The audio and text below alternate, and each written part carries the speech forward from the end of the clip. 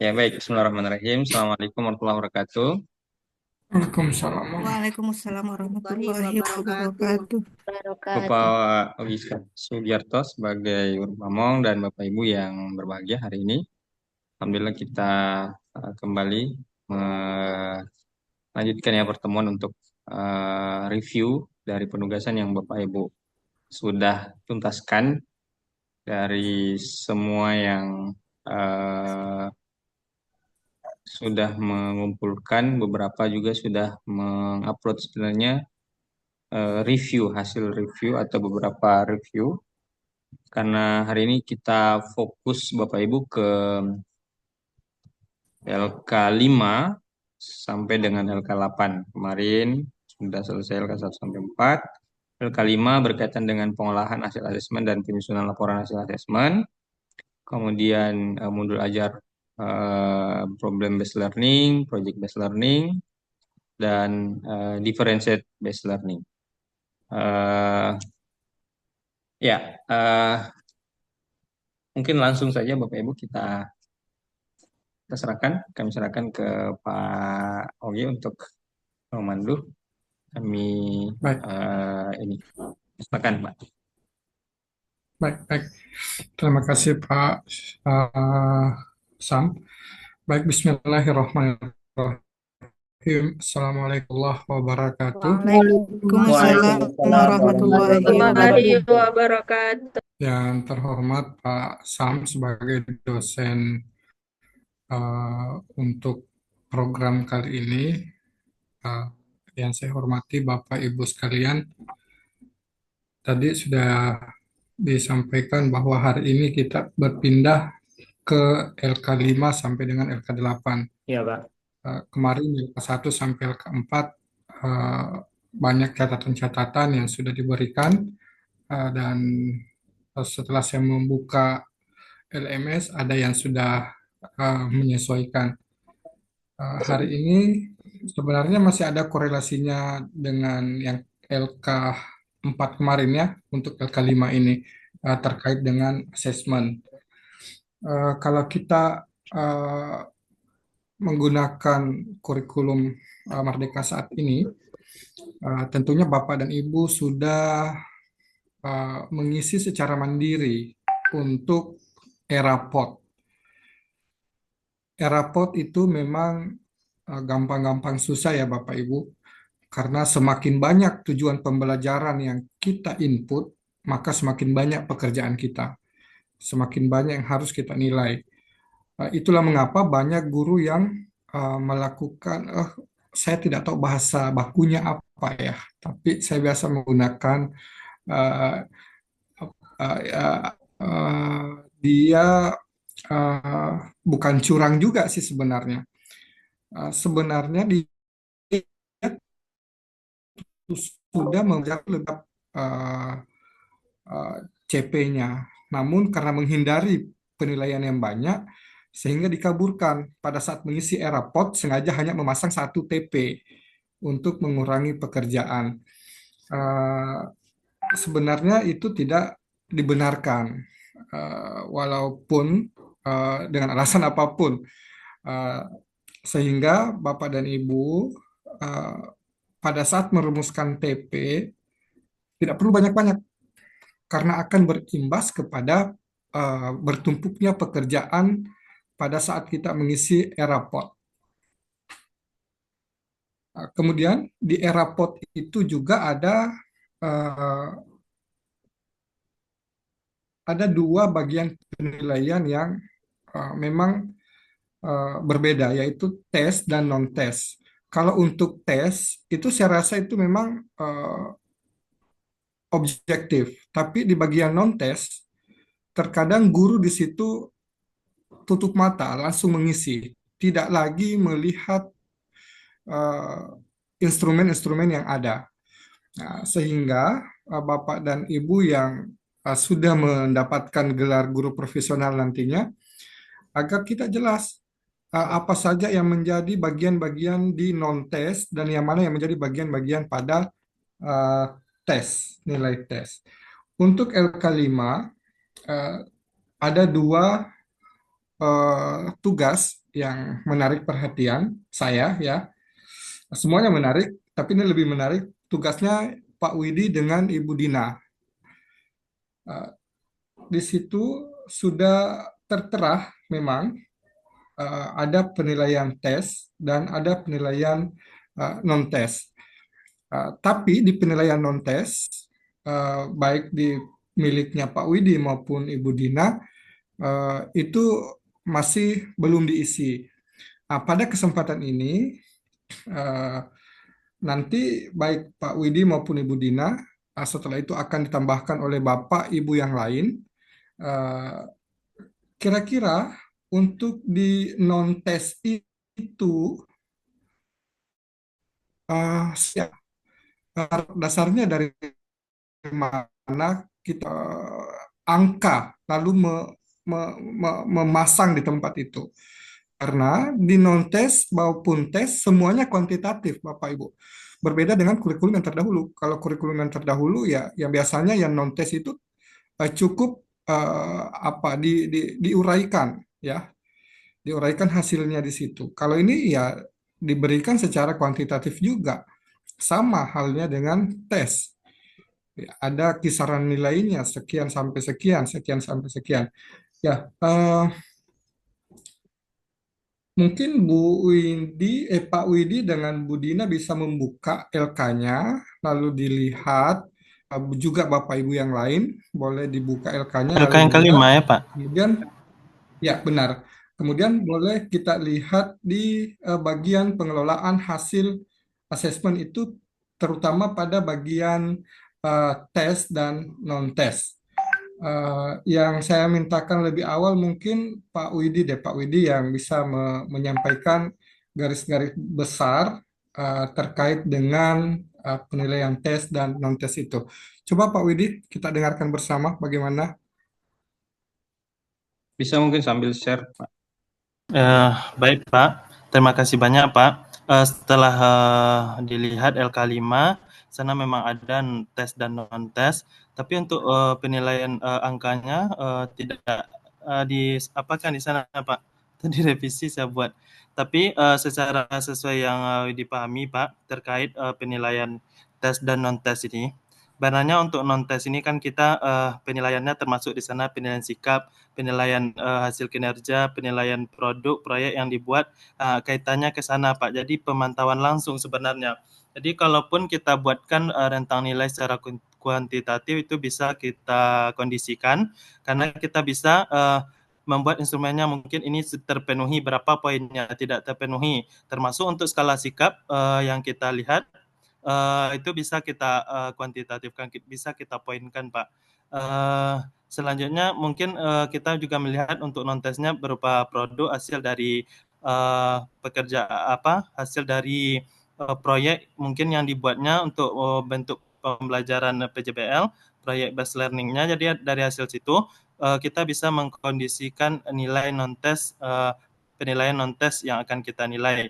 Jadi kita kembali kepada instrumen, kepada dasar yang kita buat untuk menilai tersebut.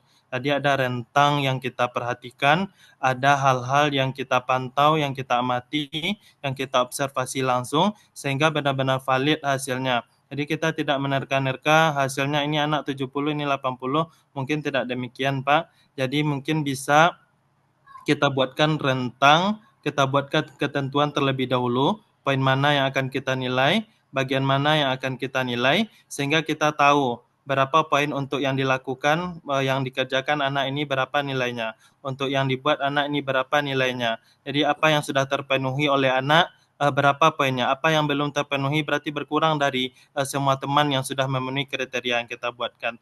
Mungkin segitu yang Widi pahami, Pak. Mungkin dikembalikan ke Bapak lagi. Baik, terima kasih Pak Widi. Ya. Untuk non-tes yang dimaksud ini kan di akhir ya, Pak Widi ya, di akhir. Karena LK5 ini kan fokusnya ke laporan hasil belajar di era POT.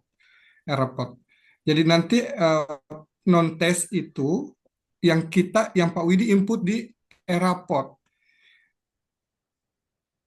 Jadi itu berarti kalau kita menyimpulkan dari apa yang semua yang tertulis di eh, LK yang Bapak Ibu sudah buat, berarti mulai dari pertemuan awal hingga pertemuan akhir direrata begitu ya, direratakan. Ya, jadi tadi Pak Widi sudah menyampaikan yang dimaksudkan non tes adalah ini tadi sudah disampaikan. Tetapi seluruh dan seluruh cederanya, seluruh non tes itu kita kuantitatifkan, diratakan, lalu dimasukkan di akhir di ERAPOT. Tapi jika Bapak Ibu yang belum menggunakan ERAPOT itu tidak masalah karena memang di sana acuannya berbeda. Tapi kalau melihat dari LK, panduan LK kita ini semuanya mengacu ke ERAPOT. Jadi baik Bapak Ibu yang sudah ERAPOT maupun yang masih rapot yang konvensional terdahulu, tetap harus mengacu pada yang ada saat ini. Nah, sehingga Bapak dan Ibu memang harus punya acuan. Tadi Pak Widi juga sudah sampaikan, kita harus punya acuan. Tapi di LK itu belum nampak betul, eh, belum dituliskan atau paling tidak dibuatkan catatan bahwa yang diisikan pada non-tes adalah rata setiap kegiatan non-tes mulai dari CP pertama sampai dengan CP terakhir. Eh, ada lagi yang mau disampaikan mungkin Bu Dina?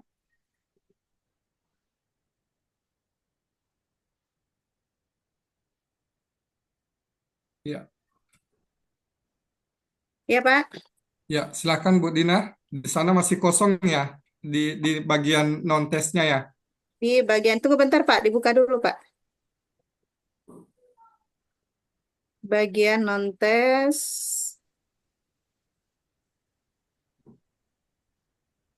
Mungkin bisa di-share, Bu. Pak, Bapak Ibu, share Ya, di-share di bisa bisa share Bu screen Dina supaya di langsung share. dilihat Ya, dilihat supaya di langsung Baik, dilihat. layar Ya. supaya dilihat. Ya. Bu Dina LK. dapat akses untuk Bisa, share? Pak. Iya, Ya, Pak. silakan.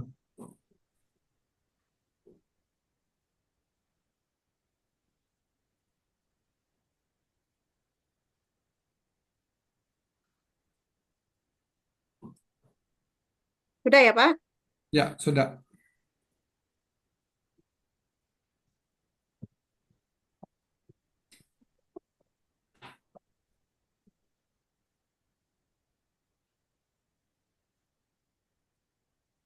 Coba di bagian non-tesnya, Bu. Kalau ini tidak masalah, semuanya sudah sesuai.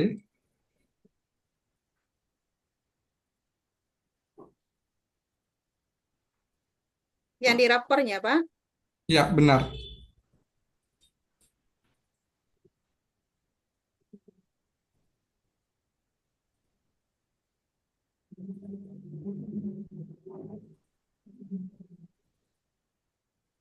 Ini, Pak.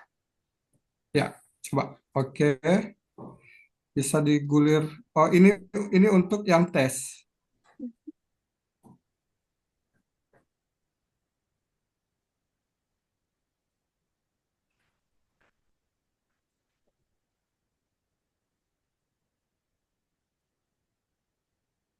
Cuman ini, Pak. Coba ke atas. Mungkin Pak Widi bisa siapkan.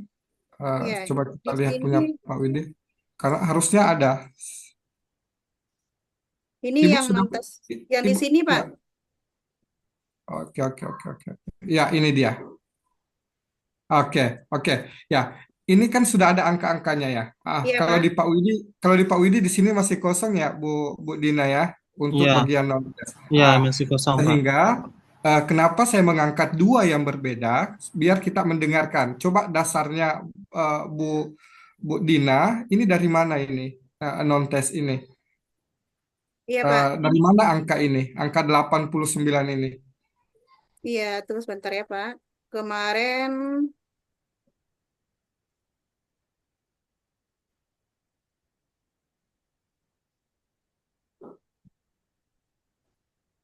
ini karena tugasnya udah lama, Pak. Jadi udah banyak yang lain, jadi udah kelupaan gitu, Pak. Kemarin dia ada ini, nah cari kertasnya. Tunggu sebentar ya, Pak. Ya, Pak, sambil Bu Dina mencari, mungkin ya. tadi Bapak bertanya dasarnya itu mungkin belum mengena dengan jawabannya. Karena mungkin karena tadi menjawab berkaitan dengan apa yang kita ambil nanti untuk mengisi yang non-tes tersebut. Berkaitan dengan di sekolah belum memakai rapor, jadi kami terbiasa memasukkan nilai itu yang tes saja, Pak. Sampai saat ini masih yang tes itu. Jadi di kolom di aplikasi rapor yang apa tuh, iya ada yang non tes, Pak. Tapi terbiasa diabaikan saja, Oh, ndak diisi gitu, Pak. Jadi kami mengisi yang tesnya saja untuk nilai akhir untuk pelaporan hasil belajar itu yang tesnya saja, Pak. Mungkin ini tambahan ilmu baru nanti untuk pengisian yang non tes itu nanti mungkin akan lebih jelas, Pak. ya, baik, baik, Ya, baik, Pak. baik. Ya, saya rasa Bapak dan Ibu kita sudah sepaham ya untuk nilai non-tes ini. Tadi Pak Widi sudah sampaikan, sebenarnya itu sudah betul juga yang disampaikan di awal. Sisa kita melakukan derata dari mulai eh, di pertemuan awal hingga dengan akhir diratakan masukkan ke sini. Kalau Bu Dina sudah ada nilainya di sini, sudah ada nilai non-tesnya. Eh, saya rasa Bu Dina ini tidak asal taruh. Iya, Pak. Ya, tidak asal taruh. Tapi ada berasal dari mana ini angka ini? Tentunya Ibu Dina melakukan rata dari setiap kegiatan non-tes pada TP-TP yang ada. Jadi seperti Baik, itu. Pak. Pak, Ya, Ya, izin izin ini Pak bertanya satu Pak mengenai ini karena saya sedikit ragu juga jadinya Pak. iya, Padahal sebelumnya saya mulai agak yakin gitu Pak mengenai tes sama non tes ini. Kalau saya Pak yang kayak Rafor sekarang pun tes ini kita kan tidak memasukkan nilai formatif Pak. ya, betul. Jadi yang dimasukkan itu kan latihan-latihan kuis itu saya rata-ratakan itulah yang saya ambil jadi tes. Sedangkan non tesnya saya ambil dari kegiatan keterampilannya, dirata-ratakan kegiatan keterampilannya. Apa betul itu, Pak? Ya, benar, benar, Bu. Benar, benar, Iya, Bu. betul ya, Bu. Seperti itu. Pak. Ah, Oh, gitu. Pak. Ya, kalau kami di sini Pak, kalau Nila Hah? sendiri, nilai non-tes itu diambil misalnya pada pembelajaran Al-Quran itu kan ada menghafal ayat. Jadi, ya. nah nilai dari hafalan ayat itu yang dijadikan, yang dikumpulkan untuk nilai non-tes. Baik, Pak. Ini akan coba menjawab ya, Pak. Yang barusan siapa ya? Yang barusan ya? Ina, Pak. Yang mana, Pak? Ya, yang barusan ngomong menyampaikan terkait nilai Al-Quran. Bu Nilai Nila, baca Pak. Nila, Bu Nila. Nila, Pak. Oh, Bu Nila juga. Masih Bu Nila ya? Oh, Bu Oh, Nila, Bu tadi Nila. Oh, Bu tadi Nila dan saya, Bu Pak. Dina. Ya. Tadi Indri, Ya. Pak. Tadi Rahmi. Pak. Oh, eh, Baik, Pak. Ini eh, akan. Halo, Pak. sabar dulu Bu Dina, sabar, sabar, sabar, supaya kita jangan keliru. Eh, untuk tes baca Quran, kalau kita masukkan ke non-tes, itu juga sedikit keliru sebenarnya. Karena sebenarnya itu tes. Eh, kecuali kita alihkan dia ke keterampilan. Mungkin ya. eh, Iya, sebenarnya pada kurikulum 13 kan itu ada KI 4 ya, Pak. Pada kurikulum 13. Nah, biasanya kami ngambil dari KI 4 itu, Pak, untuk non-tesnya. Oke, baik, baik, boleh seperti itu, Bu. Belum seutuhnya ya menggunakan kurikulum Merdeka Rapot ya. Yang belum, kami yang di kelas- SD belum, Pak. Yang kelas 3 dan kelas 6 kan baru ini, Pak, di sini untuk kurikulum merdekanya baru Ya. berjalan. Oh ya, baik. Berarti Bapak Ibu ini luar biasa karena belum menerapkan di sekolah, tapi ilmunya sudah didapat melalui PPG ini. Nah, saya rasa Alhamdulillah, Pak. format-formatnya ini sudah bagus, sudah tepat. Tadi yang disampaikan, saya kurang melihat tadi siapa yang menyampaikan itu terkait dengan rata dari awal itu tepat. Seperti itu. Jadi Saya dari tadi itu, Pak yang bertanya, Pak. oh iya, benar Bu, benar sekali apa Iya. yang disampaikan itu. Semua yang berbau non-tes, baik sikap kalau di K13 yang sering yang kita masih hafal sampai sekarang, yang sikap sosial, sikap spiritual dan lain-lain, itu masuknya ke situ, ke non-tes tadi, yang Bapak izin Pak, yang izin Pak. nilainya bisa diambil dari apa maksudnya, nilainya bisa diambil dari kegiatan proses pembelajaran, mungkin bisa juga diambil dari kegiatan yang tidak dalam proses belajar mengajar dalam jam pelajaran kita. Pengamatan sehari-hari pun boleh dimasukkan ke situ, sepanjang kita punya rubriknya.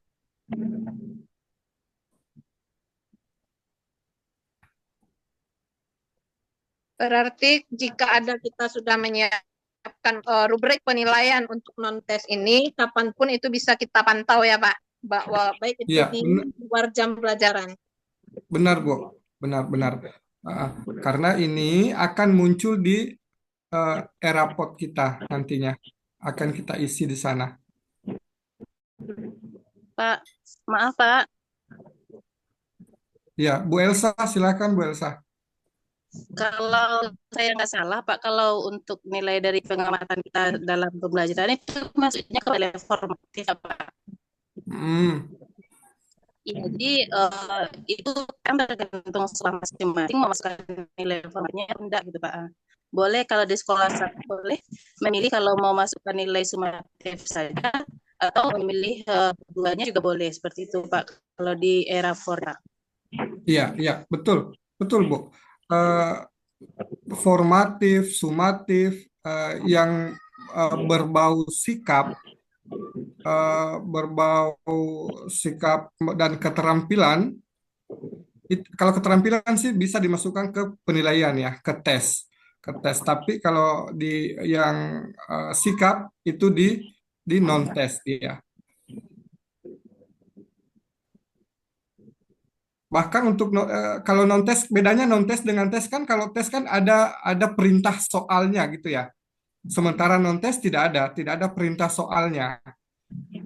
Tidak ada perintahnya, Bu, lakukan ini. Kalau tes ada perintah soalnya. Ya, ada Pak. ada butirnya. Ya, Pak.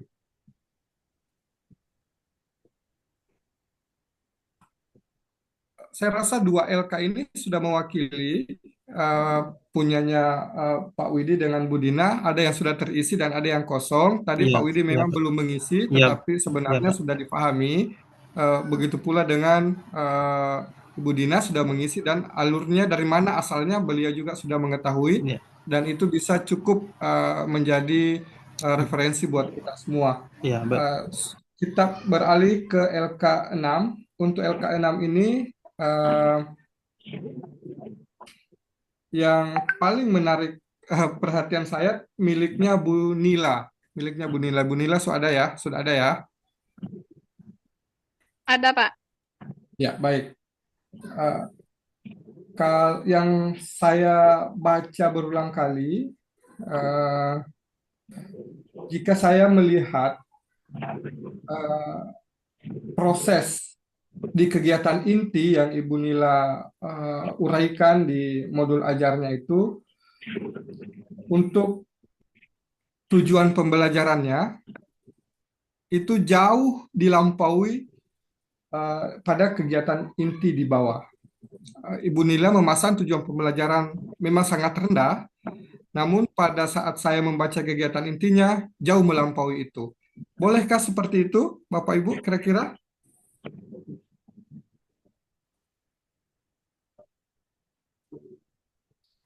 Kalau di teorinya Anderson, kalau misalnya di tujuannya itu hanya sampai di C3, tetapi nyatanya pada saat kita melihat kegiatan belajar mengajarnya sampai di kegiatan inti, Ibu sudah menyentuh di C6. Bolehkah seperti itu, Ibu Bapak? Seharusnya tidak boleh, Pak. Yang mengatakan tidak boleh tadi Ibu siapa? Ibu Nila ya? Kurang teliti mungkin Ya, Pak, untuk bagian kegiatan intinya. Ya, sebenarnya itu sih Bapak Ibu itu prestasi sebenarnya. prestasi sebenarnya karena melampaui rencana awal kita. Tapi takutnya nanti anak-anaknya menjadi apa ya Pak, agak kebingungan mungkin pada tahapan awal kan kita berikan dengan C1 misalnya, tapi udah sampai Ya, ke C6. Jadi agak janggal juga sih nilai rasa Pak, tapi bagaimana sih sebetulnya Pak? Mohon ya, penjelasannya. baik. Ini memang cukup menarik perhatian LK-nya Ibu Nila. Sebentar, satu kaligus. Itu satu catatan pertama. Catatan kedua, pada bagian asesmen yang Ibu Nila buat, ini juga berlaku buat Bapak Ibu yang lain. Pada bagian asesmen itu terdapat 10 soal pilihan ganda. Ya, terdapat 10 soal pilihan ganda. Dan setelah saya mencari di kegiatan pembelajaran, baik di kegiatan inti maupun kegiatan penutup, di situ sama sekali tidak ada kegiatan mengerjakan soal tersebut.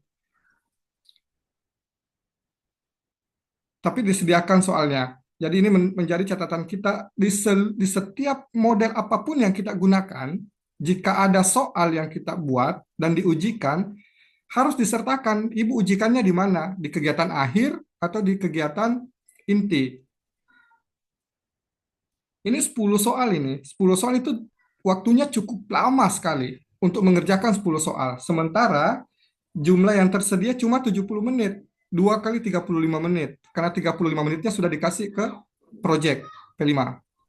2 kali 35 menit dengan melakukan kegiatan pembelajaran dengan problem based learning yang diakhiri dengan menyelesaikan 10 soal pilihan ganda itu dipastikan tidak cukup. Nah, ini kalau guru profesional kan mulai dari dokumennya harus profesional juga nanti. Baik Pak, terima kasih Pak. Ya, betul. Kemudian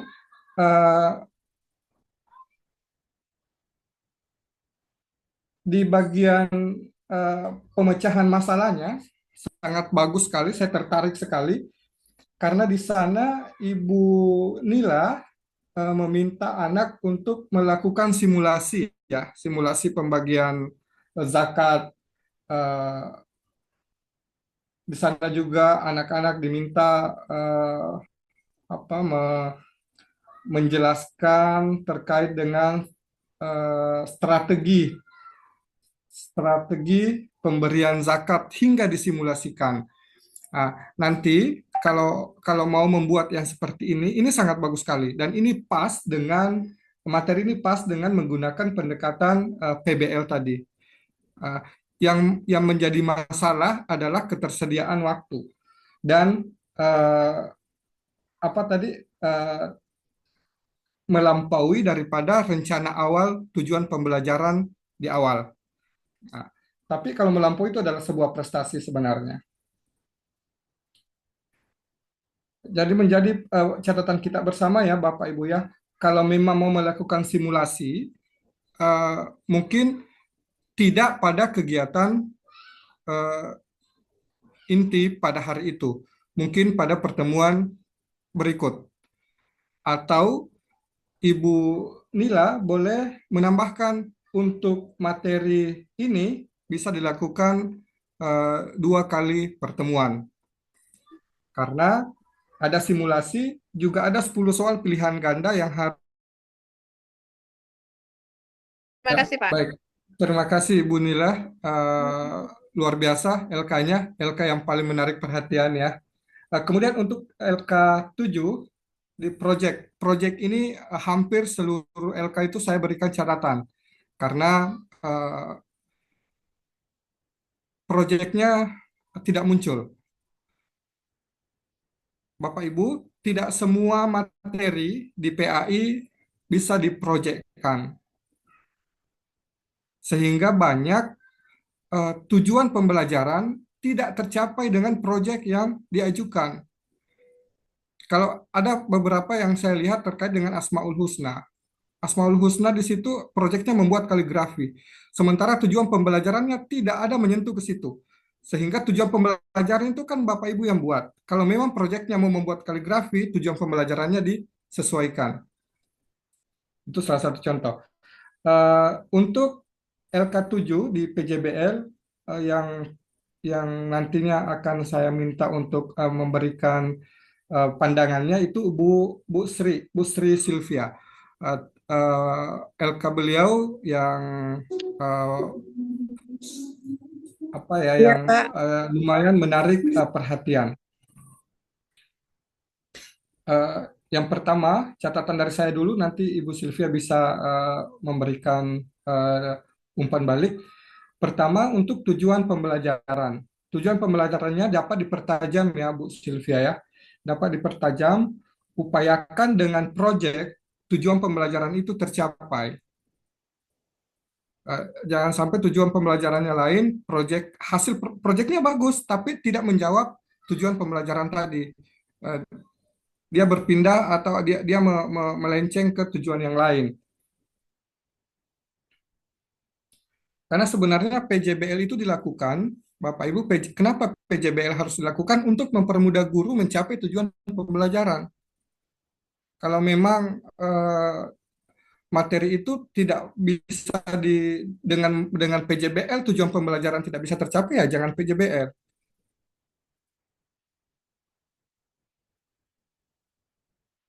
Ya, kemudian ada lembar kerja. Ada lembar kerja yang harus diselesaikan, sementara alokasi waktu yang tersedia itu hanya 50 menit. Kemudian ada pengerjaan proyek di situ.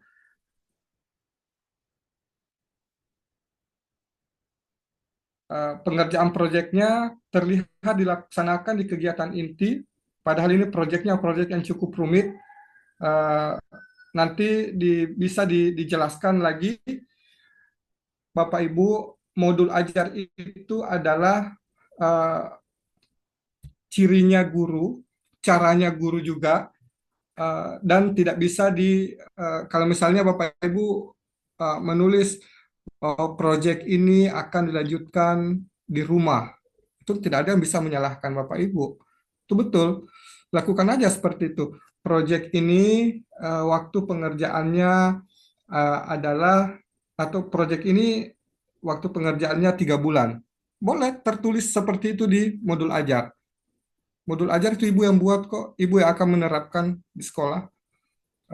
Dan tidak ada yang penting rambu-rambu wajibnya Ibu masukkan, sisanya Ibu boleh improve sendiri. Kalau Ibu Sri melakukannya semua di kegiatan pembelajaran, itu dipastikan tidak akan selesai dalam waktu 50 menit tadi. Proyek kaligrafinya keluar, di sana lagi ada soal esai, saya melihat soal esai ada 5 soal. Terulang lagi dengan punya Bu Nila tadi. Soal esai ada 5 soal, di kegiatan tidak terlihat ada kegiatan mengerjakan soal, baik di kegiatan penutup maupun di kegiatan inti. Jadi soal itu dikerjakan di mana?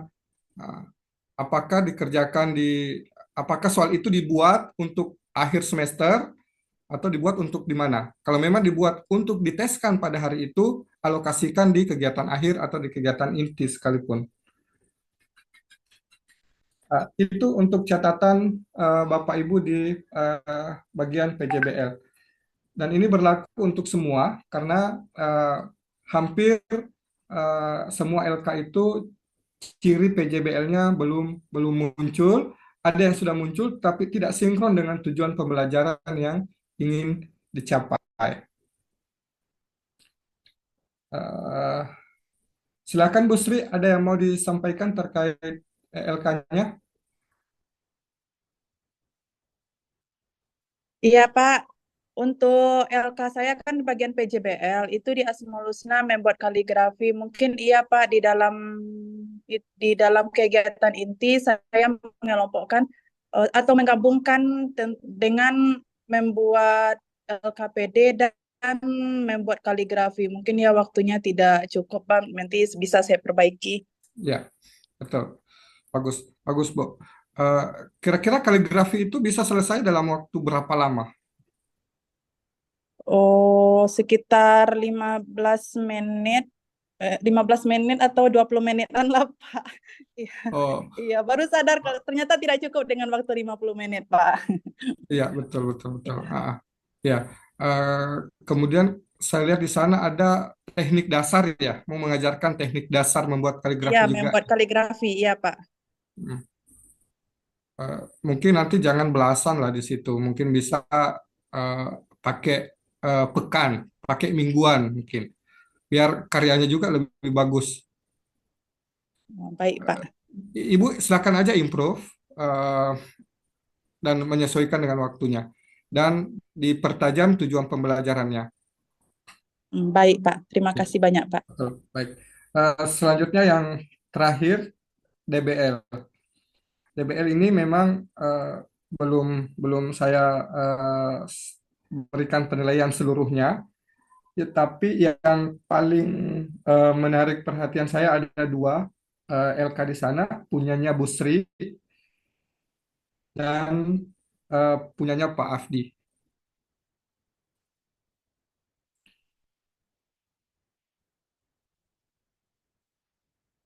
Tapi Bu Sri tadi sudah memberikan responnya di PJBL. Untuk DBL ini yang memberikan responnya Pak Afdi dulu. Yang paling menarik di Pak Afdi di DBL ini karena Pak Afdinya sudah melakukan pemetaan peserta didik.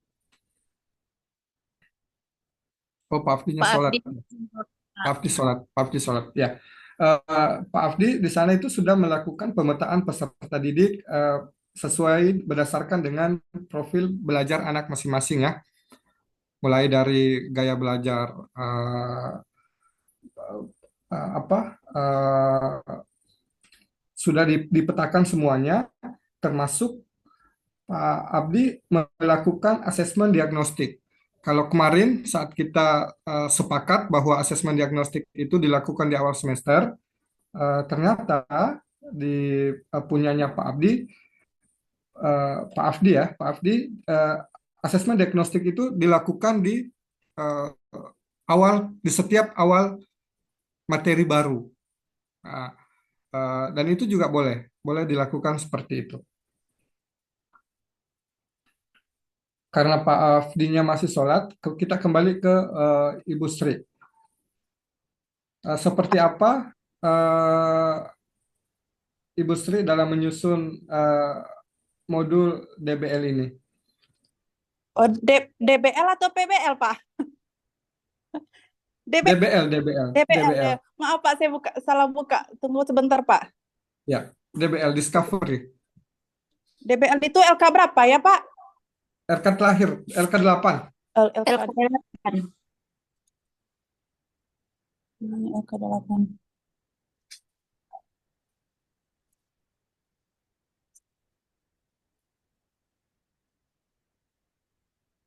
Iya, Pak, di LK 8 tujuan di sana saya meminta peserta didik untuk memahami tentang dalil-dalil yang terdapat di dalil-dalil yang ada terdapat Asmaul Husnanya, Pak. Ya, Bu Sri, saya mau coba Bu Sri bisa tunjukkan mana khas DBL-nya di situ. Mana pembedanya?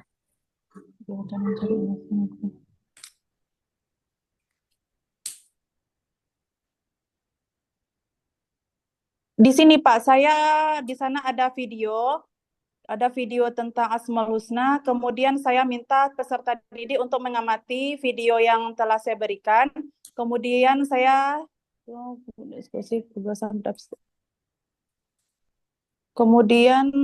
meminta peserta didik untuk menggali dalil-dalil yang terdapat adanya Asmaul Husna dari video yang mereka lihat gitu, Pak. Ya, itu ya.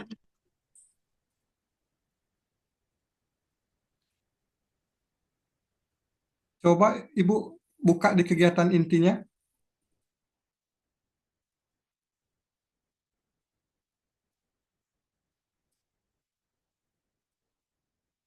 Di kegiatan inti ada fase 1 tentang orientasi dan pemetaan minat peserta didik.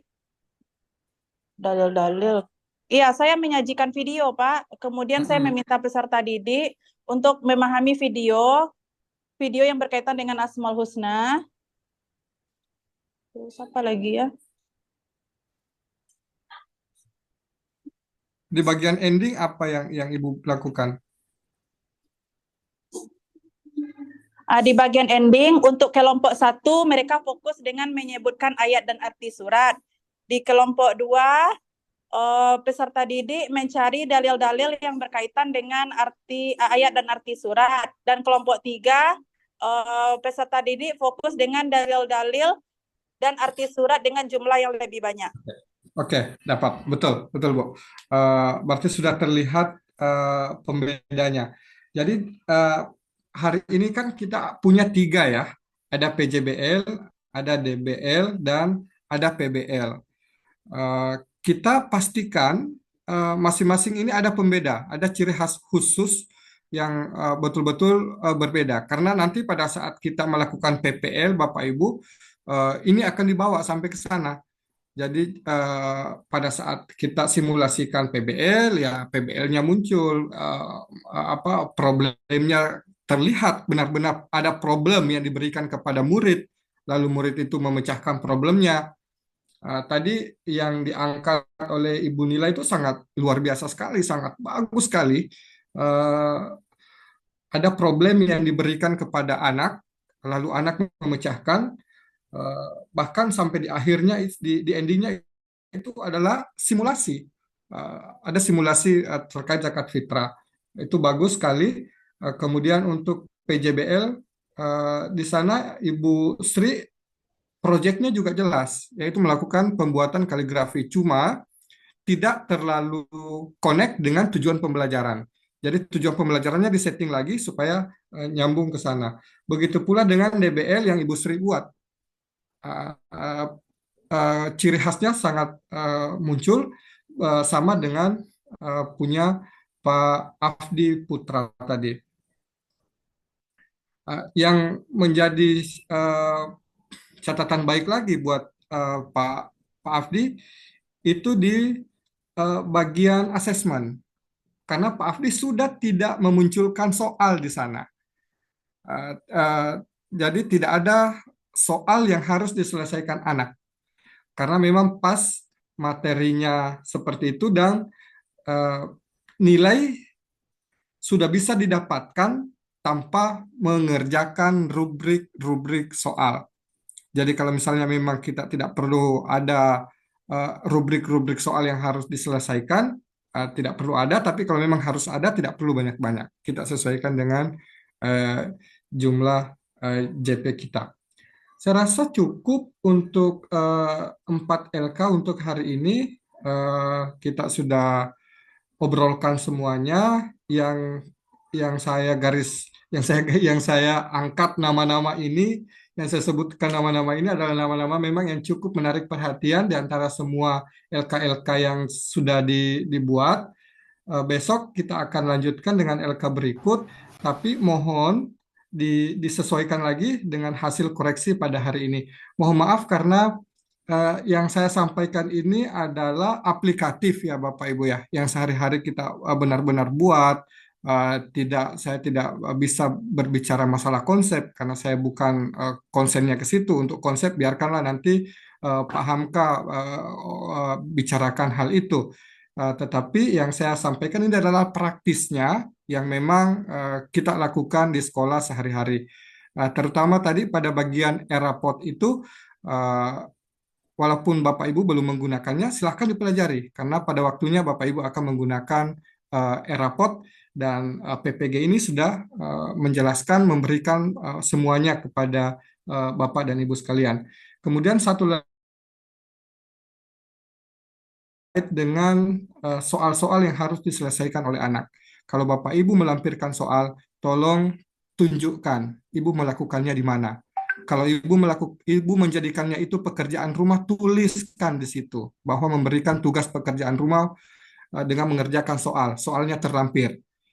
Karena hampir semua modul ini ada soalnya, tetapi saya mencari soal ini dikerjakan di mana? Apakah dikerjakan di sekolah, dikerjakan di rumah? Ya, itu Bapak Ibu. Satu lagi, ciri khas. Jadi setiap modul yang kita buat dari ada model pembelajaran yang berbeda, benar-benar tunjukkan pembedanya di mana.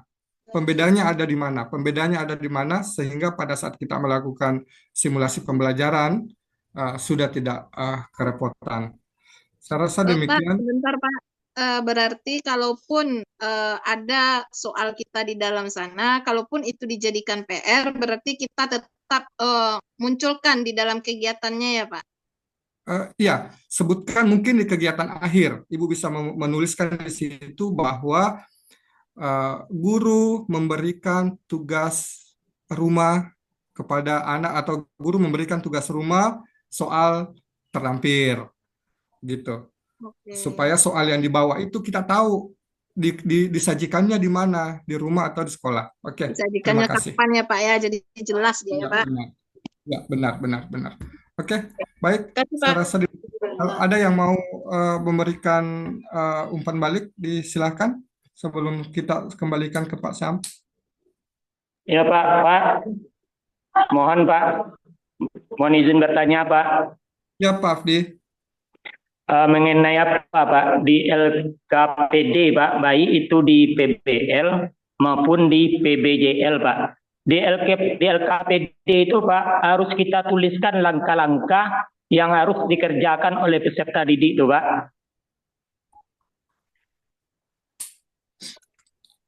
Iya, betul. Betul Pak.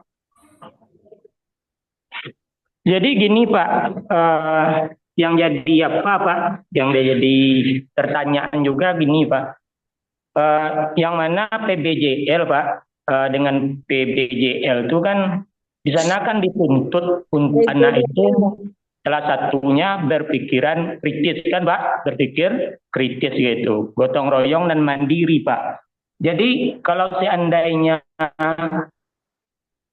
kita tuliskan di LKPD langkah-langkah yang harus dikerjakan oleh peserta didik, nanti itu kan tidak mendorong anak-anak untuk berpikiran kritis jadinya Pak. Jadi seandainya tidak dituliskan, anak-anak tidak bisa mengerjakannya. Itu yang jadi masalah Pak. Di mana benang merahnya. Oke, baik Pak Afdi.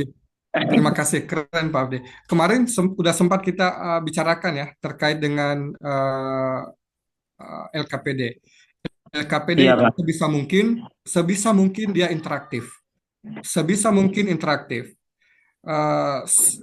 Sekecil apapun yang diinginkan guru, tuliskan aja di situ di LKPD. Tapi tidak semua juga harus seperti itu. Kalau misal di project nanti Pak Afdi lihat saja ada hal-hal yang memang harus disampaikan di LKPD-nya. Ada juga tidak karena didukung dengan penjelasan guru. Tetapi kemarin kita sudah sepakat bahwa LKPD itu sebisa mungkin guru tidak perlu lagi keluar-keluar kalau sudah ada LKPD-nya. Karena kita membuat LKPD kita sebisa mungkin bisa interaktif. Adapun tadi yang disampaikan Bapak, gimana anaknya bisa berpikir kritis kalau sudah dituntun di LKPD-nya? Pak Afdi, fase berapa mengajarnya? Fase A Pak, fase A dan fase B Pak, kelas 3 Pak. Apalagi di fase A, di fase B itu sekecil apapun yang dikehendaki oleh guru, tuliskan aja di LKPD-nya. Tuntun aja dulu. Ya, kita tuntun aja dulu, jelaskan sebaik mungkin semua di LKPD saja. Buat LKPD itu sebaik mungkin dan seinteraktif mungkin. Tadi Pak Afdi punya LK8 ini cukup menarik, tapi Pak Afdi lagi sholat, tapi sudah kita ulas kok Pak Afdi. Luar biasa, termasuk di bagian apa tadi, di bagian asesmen, karena Pak Afdi melakukan asesmen di awal pembelajaran. Kemudian Pak Afdi sudah memetakan anak-anak berdasarkan profil belajar mereka masing-masing, sudah dipisahkan di kelompoknya, tidak lagi digabung, ya. Pak Afdi sudah melakukan pemetaan ya. Kemudian memberikan lagi soal-soal yang harus diselesaikan di akhir, karena dianggap sudah terjawab tujuan pembelajarannya hanya dengan kegiatan DBL ini dan sudah bisa ada diberikan penilaian di sana. Itu sudah bagus Pak Afdi catatannya. Terima kasih, Pak. Kebetulan lumayan menarik perhatian ya LK-nya Pak Afdi. Oke, baik.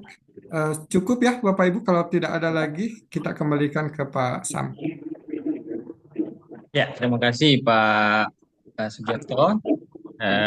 Itu luar biasa, Bapak Ibu, kesempatannya. Kalau Pak Sugiarto tadi memaparkan bagaimana sisi aplikasi, ya Pak Sugiarto sudah sangat melengkapi Bapak Ibu bagaimana yang aspek-aspek yang lebih aplikatif.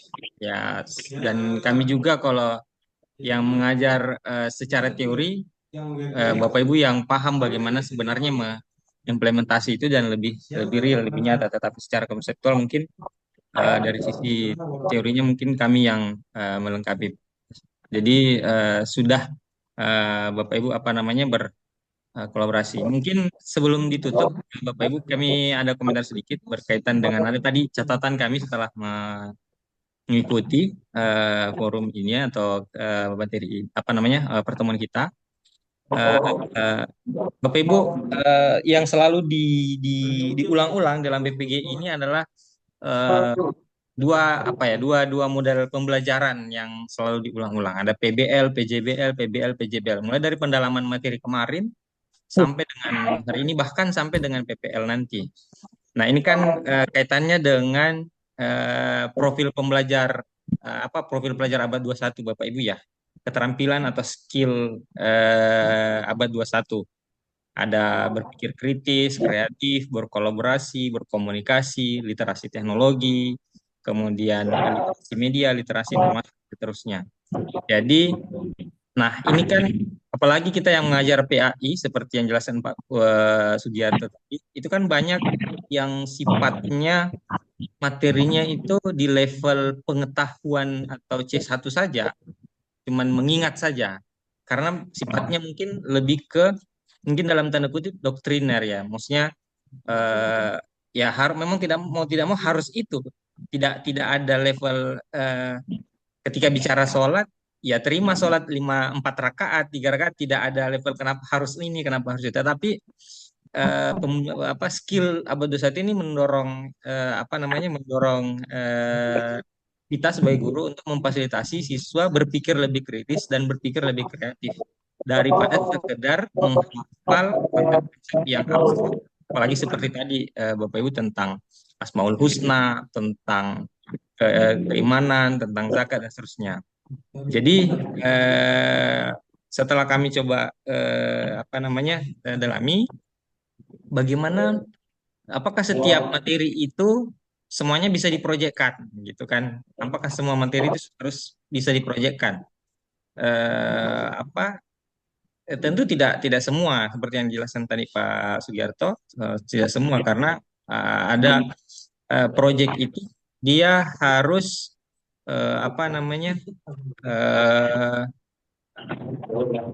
memiliki kriteria interdisipliner, kemudian ada pemecahan masalah yang secara nyata, ada eksplorasi, dan lebih mengutamakan proses, Bapak Ibu, lebih mengutamakan proses daripada hasil akhirnya.